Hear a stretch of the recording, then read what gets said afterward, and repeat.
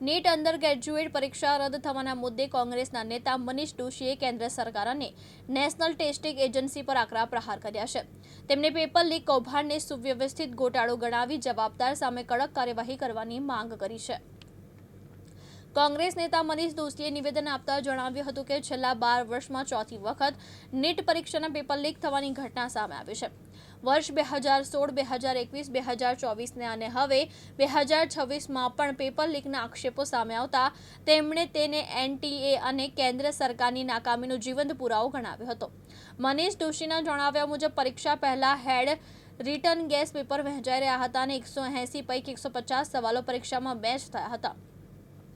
ખાસ કરીને બાયોલોજી અને કેમેસ્ટ્રીના પ્રશ્નો એક સરખા હોવાનું પણ તેમણે જણાવ્યું હતું। તેમણે દાવો કર્યો હતો કે રાજસ્થાનના શિકરીથી પેપર લીક કૌભાંડના તાર જોડાયા છે, જ્યાં કેરળના એક MBBS વિદ્યાર્થીએ પોતાના મિત્રને 300 પ્રશ્ન જવાબ મોકલ્યા હતા, જેમાંથી 150 સવાલો સીધા પરીક્ષામાં પૂછાયા હતા। મનીષ દોશીએ કહ્યું હતું કે આ માત્ર સંયોગ નહીં પરંતુ સુવ્યવસ્થિત પેપર લીક કૌભાંડ છે। દેશમાં છેલ્લા 7 વર્ષમાં 65 જેટલી પરીક્ષાના પેપર લીક થતા 2 કરોડથી વધુ યુવાનો પ્રભાવિત થયા હોવાનું તેમણે જણાવ્યું હતું।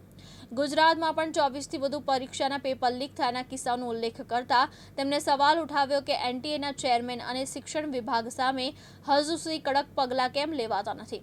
કોંગ્રેસે માંગ કરી છે કે નીટ પેપર લીકના જવાબદારોને કડક સજા કરવામાં આવે, પેપર લીક માફિયા સામે NIA જેવી એજન્સી દ્વારા તપાસ કરવામાં આવે અને પરીક્ષા સુધારણા આયોગની રચના કરવામાં આવે, જેમાં વિરોધ પક્ષ અને શિક્ષણવિદોને પણ સ્થાન આપવામાં આવે।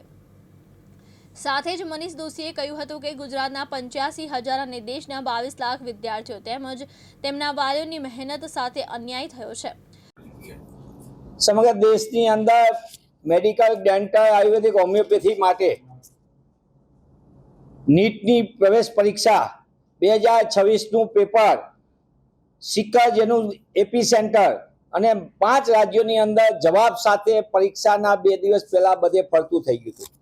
સમગ્ર દેશની અંદર 22 લાખ જેટલા વિદ્યાર્થીઓ નીટ માટેની તૈયારી કરીને પરીક્ષામાં બેઠા અને ગુજરાતમાં 85,000 જેટલા વિદ્યાર્થીઓ ડોક્ટર બનવા માટે, ડેન્ટલ માટે અને આયુર્વેદ, હોમિયોપેથી માટે પોતે પરીક્ષા આપી। પણ દુઃખ સાથે કહેવું પડે કે કેન્દ્રની મોદી સરકાર અને નેશનલ ટેસ્ટિંગ એજન્સીના મેળા પીપળાના કારણે અને પેપર લીક કૌભાંડીઓ અને એજ્યુકેશન માફિયાઓને રાજકીય રક્ષણના કારણે આજે ફરી એક વખત દેશના 22 લાખ વિદ્યાર્થીઓ અને ગુજરાતના 85,000 વિદ્યાર્થીઓના ભવિષ્ય સાથે રમત રમાઈ છે। આ પેપરના લીકના કૌભાંડીઓને 2024ની અંદર ગુજરાત જ કેન્દ્ર સ્થાને હતું, પણ તે સમયે નેશનલ ટેસ્ટિંગ એજન્સીનો આખા ખેલ, એના પદાધિકારીઓની ગોઠવણ, મિલીભગત એ સંપૂર્ણ સામે આવ્યા છતાં કેન્દ્રની મોદી સરકારે એક પણ પગલાં લીધા નહીં અને નેશનલ ટેસ્ટિંગ એજન્સી સામે સમગ્ર દેશમાં ઉહાપો છતાં કોઈ પદાધિકારીઓને હટાવવામાં ન આવ્યા। ઉલટાનું જે કૌભાંડ થયું છે અને કૌભાંડીઓને રક્ષણ આપનારા નેશનલ ટેસ્ટિંગ એજન્સીના ચેરમેનને જ આ કૌભાંડની તપાસ સોંપીને લીપાથોપી કરવામાં આવી।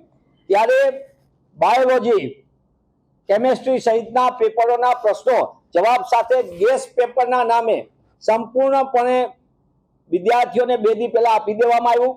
40 લાખથી લઈને 70 લાખ રૂપિયાના ભાવ સાથે આ ભાવિ તબીબોના ખેલ, પ્રવેશ પરીક્ષા પાસ કરાવવાનું, માલેતુજાના સંતાનોને ગોઠવણ કરવાનું, બીજી બાજુ ગરીબ, મધ્યમ વર્ગ, સામાન્ય વર્ગના બાળકો જે રાત દિવસ પેટે પાટા બાંધીને અને વર્ષોથી પોતે મન બનાવી બેઠા કે મારે તબીબ બનવું છે, આવા વિદ્યાર્થીઓના ભવિષ્ય સાથે ચેડા વારંવાર થઈ ગયા। છેલ્લા 12 વર્ષની અંદર આ ચોથી વખત નીટના પેપરની ગેરરીતિ, ગોલમાલ અને ગોઠવણ આવી, પણ સરકારના પેટનું પાણી નથી હલતું। ત્યારે વિપક્ષના નેતા સન્માનીય રાહુલજીએ આ દેશના વિદ્યાર્થીઓના ભવિષ્ય માટે સંપૂર્ણપણે આખા લોકતાંત્રિક રીતે દબાણ ઊભું કર્યું। આ આખી ઘટનાની અંદર દેશની અંદર પેપર લીક માફિયાઓને 67થી વધુ પેપર રાષ્ટ્રીય પરીક્ષાના રદ થયા, ગોઠવણ થઈ, લીક થયા અને એવી રીતે ગુજરાતમાં પણ 24 કરતાં વધુ વિવિધ પરીક્ષાના પેપરો પણ લીક થયાની ઘટના આપણા સૌની સામે છે। એવા સંજોગોમાં નીટના કૌભાંડીઓને રાજકીય આશ્રય આપનારાઓ એ કેન્દ્રમાં બેઠેલા લોકો હોય કે શિક્ષણ વિભાગમાં બેઠેલા હોય, એની સામે ક્યારે પગલાં ભરાશે તેવો કોંગ્રેસ પક્ષ માંગ કરે છે।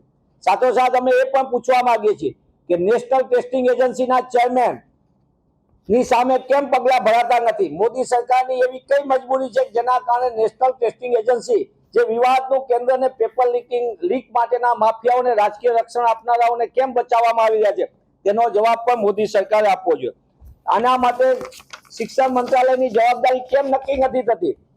સીબીઆઈ તપાસના નામે ખરેખર પારદર્શક તપાસ થશે? પેપર લીક કરનારા માફિયાઓ પર રોક લગાશે કે નહીં? બિહાર, ગુજરાત, હરિયાણા, કેરાલાથી આવેલું પેપર સિક્કર, જેનું એપી સેન્ટર આ પરીક્ષાનું, એની સામે કેમ હજી સુધી સરકાર તરફથી ખુલ્લા મને આખું ખેલ નથી કરાતું?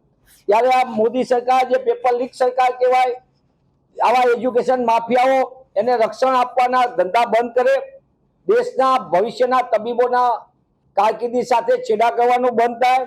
હું પુનઃ એ વાત કહું છું કે ગુજરાતના 85,000 વિદ્યાર્થીઓ અને દેશના 22 લાખ વિદ્યાર્થીઓ અને એના મા બાપો પેટે પાટા બાંધીને પોતાના સંતાનને ભવિષ્યના તબીબ તૈયાર કરવા માટે મહેનત કરતા હોય.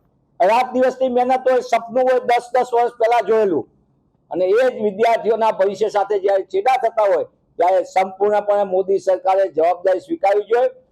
કાયમ મનની વાત કરે છે, ક્યારે દેશના નીટના 22 લાખ વિદ્યાર્થીઓના દિલની વાત કરી, દેશને ક્યારે જવાબ આપશે કે આ પેપર લીક માફિયાઓને રક્ષણ આપવાનું ક્યારે બંધ થશે? તેનો જવાબ પણ દેશની જનતાને આપવો જોઈએ.